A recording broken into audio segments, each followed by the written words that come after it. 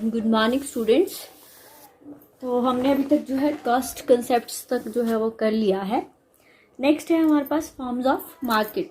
ठीक है, different forms of market हैं, बाज़ार के विभिन्न रूप हैं। बाज़ार के विभिन्न रूपों की प्राय है कि हम उनको किस तरह से कैटेगराइज करते हैं कि वहाँ पर वस्तुएं कैसी हैं, बायर्स कैसे हैं, सेलर्स कैसे हैं, डिमांड कर्व कैसा है, सप्लाई कर्व कैसा है, रिस्ट्रिक्शंस हैं या नहीं है। इस प्रकार से हम उनको क्या करते हैं, डिवाइड करते हैं। तो उस श्रृंखला में उस सीरीज में हमारे पास सबसे पहले हम पढ़ेंगे price determination under perfect competition. ठीक है, परफेक्ट कंपटीशन क्या है हमारे पास और इसकी क्या विशेषताएं हैं। तो परफेक्ट कंपटीशन जो है हमारा एक क्रिटिकल कंसेप्ट है और बहुत सारी जो हमारी थ्योरीज बनी हैं, लॉज बने हैं, तो उसमें हम परफेक्ट कंपटीशन का ही यूज़ करते हैं। Perfect competition is that situation of the market in which there is large number of buyers and sellers which are selling the product, they are of homogeneous nature. In the perfect competition, because the product is homogeneous, so price will be same and the price is determined by the industry. And the price which has to be determined, all the firm can sell any number of units of commodity at that price. So that's why there is one price in the whole market.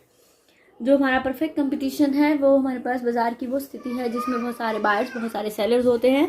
जो वस्तुएं seller बेचते हैं वो homogeneous होती है और उस पूरे बाजार में उस वस्तु की एक ही कीमत जो है पाई जाती है। और जो प्राइस है वो किसके द्वारा डिटरमाइन होती है, उद्योग के द्वारा। कुछ एक उद्योग होता है और एक फर्म होता है। Firm and industry. Industry means group of firms और firm means single entity is called as firm. तो जो परफेक्ट कंपटीशन है वो हमारे पास एक, मैंने आपको बताया, थ्योरेटिकल कंसेप्ट है। The perfect competition is a market in which there are many firms selling identical products with no firm large enough relative to entire market to be able to influence the market price. तो कहता है कि बाजार जो perfect competition है, बाजार की वो सिचुएशन है जिसमें बहुत सारे सेलर फर्म्स हैं जो एक जैसे प्रोडक्ट जो है बनाते हैं, लेकिन वो सारे जो हैं फर्मों का साइज इतना बड़ा नहीं होता है कि वो बाजार कीमत को क्या कर सकें, प्रभावित कर सके। तो यहाँ से हम इसकी फीचर्स निकालते हैं। सबसे पहले large number of buyers and sellers. सबसे बड़ी विशेषता इसकी क्या है कि इसमें बहुत सारे बायर्स और बहुत सारे सेलर्स होते हैं। इसकी इम्प्लीकेशन क्या है कि जो बायर्स हैं उनकी संख्या बहुत अधिक होती है। तो अगर कोई एक बायर जो है अपनी डिमांड नहीं भी करता है तो वो इतनी इफेक्टिव नहीं होती कि कीमत क्या हो जाए, कम हो जाए। इसी तरह से सेलर जो है हमारे पास इतने ज़्यादा होते हैं कि अगर एक सेलर अपनी सप्लाई जो है कम कर दे, करे ही ना, तो सप्लाई इतनी कम नहीं हो जाए कि कीमत जो है कम हो जाए। तो इसका मतलब है कि प्राइस जो है वो किसके द्वारा डिटरमाइन होती है, इंडस्ट्री के द्वारा डिटरमाइन होती है। दूसरा है होमोजीनियस प्रोडक्ट। इस मार्केट में जो हमारे सेलर हैं वो एक जैसा प्रोडक्ट बेचते हैं। अगर हम पूरी मार्केट की बात करें तो कोई चावल बेच रहा है तो दूसरा व्यक्ति भी क्या बेच रहा होगा, चावल बेच रहा होगा। तो प्रोडक्ट कैसा होता है, सेम होता है। उसके बाद है perfect knowledge. Buyer and seller जो है वो फुली अवेयर होते हैं कीमत के बारे में कि बाजार में कौन सी कीमत जो है अवेलेबल है। बायर्स को पूरी नॉलेज होती है और सेलर को भी पता होता है कि जो हमारा बायर है वो कैसे है, जिसके कारण वो जो है ज़्यादा कीमत जो है उनसे चार्ज नहीं कर सकता है। इसी अवेयरनेस के कारण वो हर एक सेलर से, हर एक बायर से क्या है, एक जैसी कीमत चार्ज करता है। उसके बाद है free entry and free exit. मतलब क्या, जो आपकी रिस्ट्रिक्शंस हैं वो ना ही एंट्री पे होती है ना ही एग्जिट पे होती है। जब फर्में सुपर नॉर्मल प्रॉफिट्स कमाना शुरू करती हैं तो बहुत सारी फर्म बिजनेस में आ जाती हैं और जब फर्मों को लॉसेज होना शुरू होते हैं तो फर्में बिजनेस छोड़कर चली जाती हैं। तो फ्री एंट्री है, फ्री एग्जिट है। Free from checks. इसमें किसी प्रकार की चेक्स नहीं होते हैं। बायर और सेलर के बीच में किसी भी प्रकार की उत्पादन, उसकी क्वांटिटी, उसकी कीमत से रिलेटेड किसी प्रकार का एग्रीमेंट नहीं होता है। ना ही किसी बायर की किसी सेलर की तरफ एक पर्टिकुलर कोई अटेंशन होती है। गवर्नमेंट भी किसी प्रकार का रिस्ट्रिक्शन जो है इम्पोज नहीं करती है। उसके बाद है परफेक्ट मोबिलिटी। अनदर इम्पॉर्टेंट का जो अजम्पशन है परफेक्ट कंपटीशन की, कि इसमें जो फैक्टर्स हैं और जो गुड्स एंड सर्विसेज हैं वो हमारे आसानी से मूव कर सकते हैं। कोई भी फैक्टर किसी भी एम्प्लॉयमेंट जो है इंडस्ट्री में प्राप्त कर सकता है जो है हमारे पास, और जो फर्में हैं वो कोई भी फैक्टर ऑफ प्रोडक्शन जो है वो ले सकती है जैसे उसकी ज़रूरत होती है। और कई जो वस्तुएं सेवाएं हैं वो किसी भी जगह पर बेची जा सकती हैं। उसके बाद लैक ऑफ ट्रांसपोर्ट कॉस्ट, इसमें सारे एक ही जैसा प्रोडक्ट होता है, इसलिए जो यातायात की लागतें हैं वो इसमें नहीं होती है। लैक ऑफ सेलिंग कॉस्ट, कोई प्रोडक्ट सेम है इसलिए किसी प्रकार का जो है हमें एडवर्टीजमेंट पे खर्चा नहीं करना पड़ता है। और उसके बाद है सेम प्राइस, ये हमने बोला ही है क्योंकि प्रोडक्ट सारे एक जैसे वेस्ट वस्तुएं बेचते हैं तो इसलिए जो कीमत है वो कैसी होती है, समान होती है। उसके बाद डॉक्टर चैम्बरलिन ने या प्रोफेसर चैम्बरलिन ने एक कंसेप्ट दिया था pure competition. So there is difference between the perfect and pure competition. जो प्योर कंपटीशन है उसकी जो है निम्नलिखित जो है विशेषताएं होती है। Large number of buyers and seller, homogeneous product, free entry and exit of the that is your from the industry, free from checks, lack of transportation cost, lack of selling cost। वो competition जिसमें perfect knowledge और perfect mobility की क्या है absence पाई जाती है, उस बाजार को हम क्या बोलते हैं, प्योर कंपटीशन बोलते हैं। और प्योर जो है हमारे पास ज़्यादा रिलेटिव टर्म है रेदर देन परफेक्ट कंपटीशन में, तो इसलिए चैम्बरलिन ने इस कंसेप्ट की भी क्या की हुई है, आपके पास थोड़ी सी प्रपाउंडनेस, थोड़ा सा जो व्याख्या की हुई है। उसके बाद एक इसका डिमांड कर्व कैसा होता है, तो जो फर्म का परफेक्ट कंपटीशन में जो डिमांड कर्व होता है वो कैसा होता है, पैरेलल टू ओ एक्सिस होता है। यहाँ जितनी जो हमारी AR होती है वही हमारी क्या होती है, MR, क्योंकि जितनी एडिशनल कमोडिटी हम बेचेंगे तो चेंज इन टोटल रेवेन्यू क्या है वो बराबर होता है। तो AR भी क्या होती है, 1 यूनिट बेचने पर भी वही आएगी, 10 यूनिट बेचने पर भी वही आएगी। तो इसलिए जो डिमांड कर्व है वो क्या है, पैरेलल टू ओ एक्सिस है। और जो आपके पास एग्जिस्टिंग प्राइस है उस पर वो जितनी मर्जी क्वांटिटीज को है बेच सकता है। एक फर्म जो है वो हमारे पास क्या होती है, प्राइस टेकर होती है, प्राइस मेकर नहीं होती है। वो इंडस्ट्री के द्वारा की गई कीमत पर जो है वस्तुओं को बेचती है, ना कि खुद ब खुद प्राइस को डिटरमाइन करती है। इसके निम्नलिखित कारण है। सबसे पहले number of firms. Perfect competition में बहुत सारी फर्में जो हैं होती हैं, जिसके कारण वो किसी भी प्रकार की जो डिमांड को है इफेक्ट, वो सप्लाई को इफेक्ट नहीं कर सकती है। अगर मान लो कोई अपनी सेल को, सप्लाई को कम भी कर दे तो वो इतनी ज़्यादा नहीं होती, टोटल सप्लाई में वो छोटा सा हिस्सा होता है, जिसके कारण वो सप्लाई को इफेक्ट नहीं करती है, ना ही कीमत क्या होती है, कम होती है। उसके बाद है होमोजीनियस प्रोडक्ट। जो प्रोडक्ट होता है वो कैसा होता है, होमोजीनियस होता है, एक जैसा होता है। अगर इस सिचुएशन में फर्में हायर प्राइस भी डिटरमाइन करती है तो प्रोड्यूसर क्या कर देगा, उस प्रोड्यूसर को जो है छोड़ देगा और कहीं और को चला जाएगा।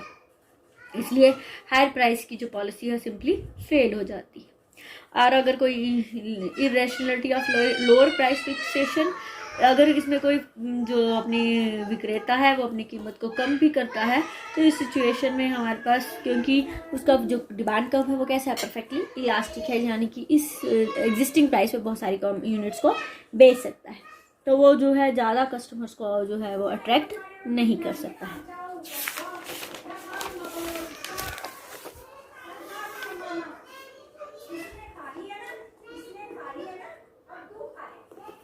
उसके बाद है time element in the determination of price under perfect competition. Doctor Marshall थे, उन्होंने इस चीज़ की प्रपोनेंस की थी कि जो प्राइस डिटर्मिनेशन है उस पर जो है समय का भी बहुत ज़्यादा प्रभाव होता है। समय जितना छोटा होता है जो है डिमांड उतनी ज़्यादा इफेक्ट करती है, और समय जैसे जैसा बढ़ता जाता है उस पर किसका इफेक्ट पड़ता जाता है, सप्लाई का इफेक्ट बढ़ता जाता है। इसलिए 4 प्रकार का हमारा समय पीरियड है, very short period, long period and very long period. तो पहले मैं इन कंसेप्ट के बारे में बताऊँगी आपको क्या होते हैं। पहला मेरे पास very short period. Very short periods वो समय की वो अवधि होती है जिसमें एक जो सप्लायर है वो अपनी वस्तुओं को उसके एग्जिस्टिंग स्टॉक से ज़्यादा नहीं बढ़ा सकता है। अगर उसकी डिमांड बढ़ भी जाती है तब भी उसकी सप्लाई को एग्जिस्टिंग स्टॉक से ज़्यादा नहीं बढ़ा सकता है। मान लो हमें जो है, हम कैंटीन की बात करें तो मेरा कैंटीन वाला जो है वो 100 रसगुल्ले बनाता है, लेकिन मेरी डिमांड जो 200 रसगुल्ले है, तो मैं जो है चाहे मैं उसको एडिशनल भी पे करूँगी तो लेकिन वो मुझे क्या कर सकता है, सिर्फ 100 रसगुल्ले ही क्या करेगा, सप्लाई करेगा। तो इसलिए यहाँ पर सप्लाई वेरी शॉर्ट पीरियड में फिक्स होती है, इसलिए डिमांड जो है वो ज़्यादा इफेक्ट करती है प्राइस डिटर्मिनेशन में। और इसमें जो डिमांड प्राइस डिटरमाइन होती है उसको हम क्या बोलते हैं, मार्केट प्राइस बोलते हैं। उसके बाद है शॉर्ट पीरियड। शॉर्ट पीरियड वो पीरियड होता है जिसमें हम जो सप्लाई है उसको अपने एग्जिस्टिंग कैपेसिटी तक बढ़ा सकते हैं। अगर डिमांड बढ़ती भी है तो हम क्या है, जो हमारे पास मशीनें या नई फर्में जो है वो इंडस्ट्री में नहीं आ सकते, लेकिन अगर हम एग्जिस्टिंग कैपेसिटी जितनी है उतनी तक बढ़ा सकते हैं। मान लो हम 50 कारपेट बनाते हैं लेकिन हम अभी 30 कारपेट बना रहे हैं, तो अगर हमारी डिमांड आती भी है तो हम जो है 50 कारपेट ही बनाकर उसको दे सकते हैं। इस पीरियड में जो प्राइस डिटरमाइन होती है उसको हम बोलते हैं सब नॉर्मल प्राइस। फिर हमारा आता है लॉन्ग पीरियड। लॉन्ग पीरियड वो पीरियड होता है जिसमें डिमांड और सप्लाई दोनों में चेंज किया जा सकता है। डिमांड बढ़ती है तो सप्लाई को भी बढ़ाया जा सकता है, डिमांड कम होती है सप्लाई को भी कम किया जा सकता है। इसमें जो प्राइस डिटरमाइन होती है उसको हम क्या बोलते हैं, नॉर्मल प्राइस। फिर आता है हमारे पास वेरी लॉन्ग पीरियड, अति दीर्घकालीन समय अवधि। ये समय होता है जिसमें हम बहुत सारे फंडामेंटल परिवर्तन जो है कर सकते हैं। डिमांड जो है वो साइज ऑफ पॉपुलेशन, उसकी हैबिट्स, उसके टेस्ट के द्वारा इफेक्ट होती है। इसी तरह जो सप्लाई है वो techniques of production, new inventions के द्वारा प्रभावित होती है। वेरी लॉन्ग पीरियड में जो प्राइस डिटरमाइन होती है उसको हम सेकुलर प्राइस बोलते हैं, और ये प्राइस ये जो कीमत है वो ट्रेड साइकिल्स के द्वारा ज़्यादा प्रभावित होती है। उसके बाद हम पढ़ेंगे कि प्राइस डिटर्मिनेशन कैसे किया जाता है in the very short period and the long period. तो मैंने आपको बताया ही है, शॉर्ट पीरियड वो समय अवधि होती है जिसमें हमारे पास हम अपने जो एग्जिस्टिंग स्टॉक है वहीं तक अपनी कैपेसिटी को, अपने प्रोडक्शन को बढ़ा सकते हैं। इसमें जो कीमत निर्धारित होती है वो क्या होती है, हमारे पास मार्केट प्राइस होती है। मार्केट प्राइस को हम दो वस्तुओं के लिए निर्धारित करते हैं, एक हमारी पेरिशेबल गुड्स है और एक हमारी ड्यूरेबल गुड्स है। पेरिशेबल गुड्स नाशवान वस्तुएं। नाशवान वस्तुएं वो वस्तुएं होती हैं जो आसानी से क्या हो जाती हैं, खराब हो जाती हैं, जैसे दूध हो गया, दही हो गया, फ्रेश वेजिटेबल्स हो गया। जो ये सप्लाई है इनकी कैसी होती है, फिक्स्ड होती है। सप्लाई परफेक्टली इनइलास्टिक होती है। अगर इनकी डिमांड बढ़ती है तो कीमत बढ़ जाती है, अगर डिमांड कम होती है तो कीमत भी क्या हो जाती है, कम हो जाती है। इसकी जो डिटर्मिनेशन है वो हम इस प्रकार से बताते हैं। ऐसे हमारे पास सप्लाई कर्व है, जो है इनिशियली जो हमारे पास डिमांड है वो डी है, तो प्राइस क्या है, जो हमारा इक्विलिब्रियम है वो ई पॉइंट पर डिसाइड होगा और प्राइस क्या होगी, पी होगी। अगर डिमांड बढ़ जाती है तो आपको पता ही है डिमांड कब ऊपर की ओर शिफ्ट हो जाता है और क्या बन जाता है, डी1 बन जाता है, और ये एसएस को कहाँ काट रहा है, ई1 पे काट रहा है, और नई प्राइस जो है वो पी1 डिटरमाइन होगी।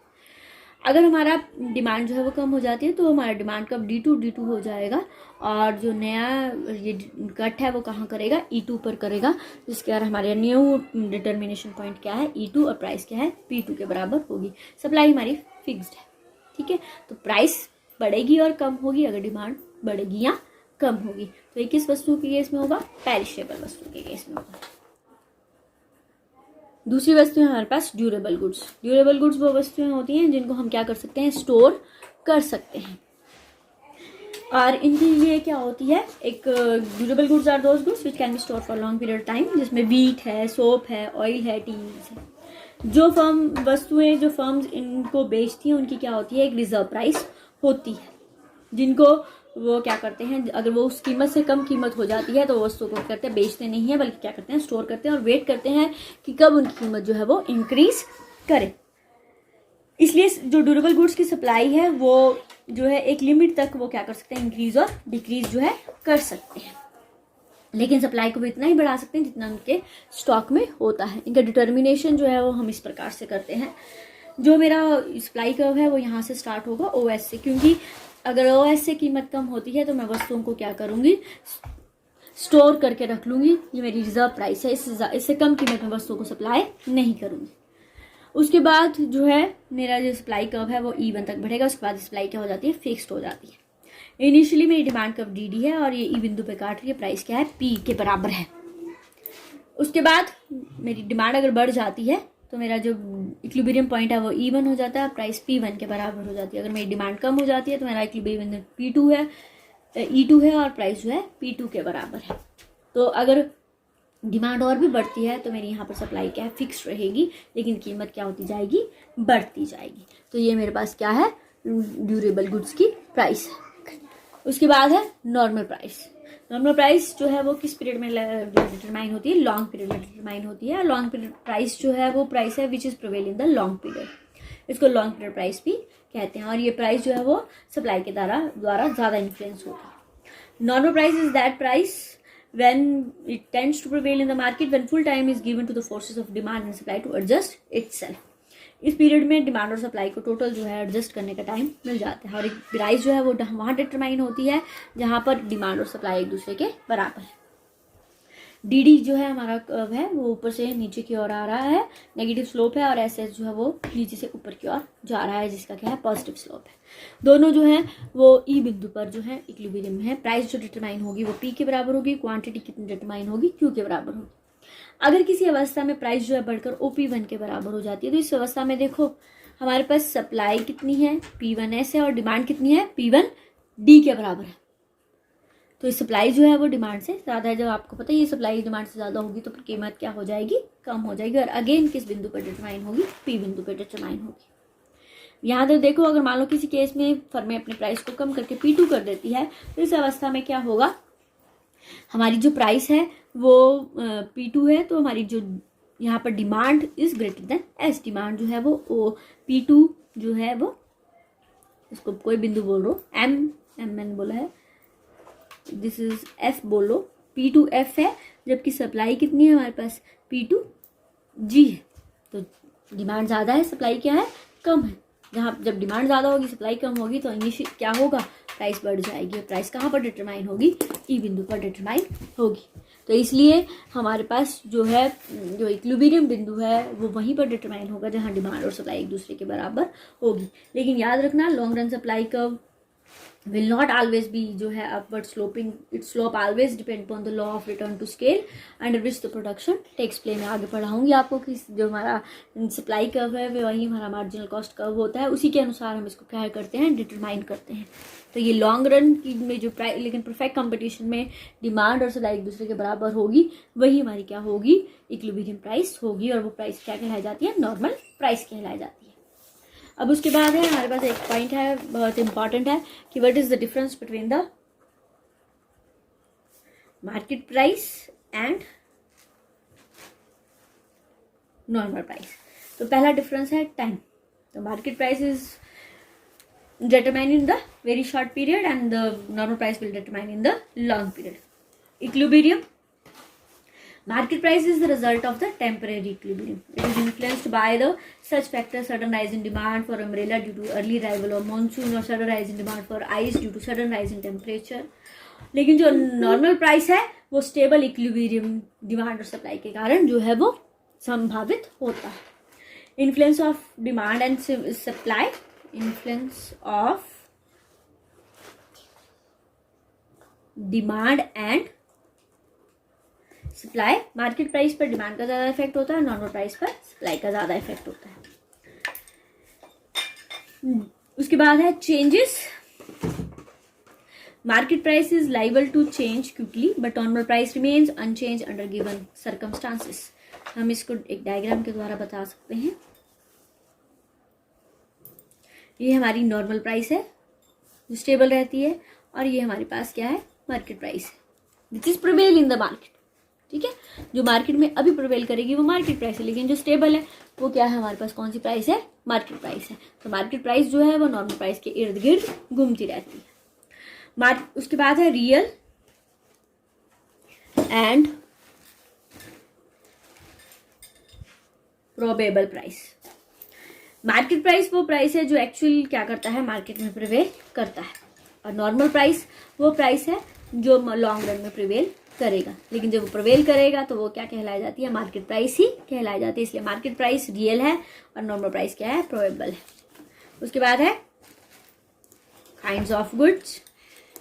हर वस्तु की क्या होती है, मार्केट प्राइस होती है, चाहे वो उनको रिप्रोड्यूस किया जा सके, नहीं किया जा सके। मान लो हमारे पोर्ट्रेट्स हैं, ग्रेट आर्टिस्ट ने बनाए हैं, वो दोबारा से प्रोड्यूस नहीं किए जाएंगे, लेकिन उनकी क्या होती है, मार्केट प्राइस होती है। लेकिन नॉर्मल प्राइस वो वस्तुओं की होती हैं जिनको हम क्या कर सकते हैं, रिप्रोड्यूस कर सकते हैं। ठीक है, और profit and loss, market price जो है वो कॉस्ट ऑफ प्रोडक्शन से कम और ज़्यादा भी हो सकती है, क्योंकि मार्केट फोर्सेस के इन्फ्लुएंस में होती है।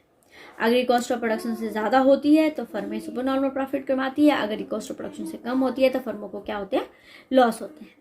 लेकिन जो नॉर्मल प्राइस है वो हमेशा कॉस्ट ऑफ प्रोडक्शन के बराबर होती है, बिकॉज इन इट्स टर्मिनेशन जो सप्लाई का ज़्यादा महत्वपूर्ण रोल होता है। इसलिए फर्मों को क्या मिलते हैं, सामान्य लाभ मिलते हैं।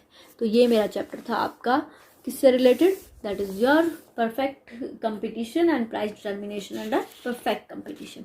उसके बाद हम इससे रिलेटेड करेंगे पहले कि हम इक्विलिब्रियम जो है वो कैसे डिसाइड करते हैं, क्योंकि उसकी दो शर्तें होती हैं। वो दो शर्तों को हम दो अप्रोचेस के द्वारा डिफाइन करते हैं, एक हमारी टोटल अप्रोच है, एक मार्जिनल अप्रोच है। तो अगले जो चैप्टर हैं वो हमारे उसी पर आधारित है। आपने एक कंसेप्ट जो है क्लियर कर लेना है, उसके बाद नेक्स्ट चैप्टर करेंगे।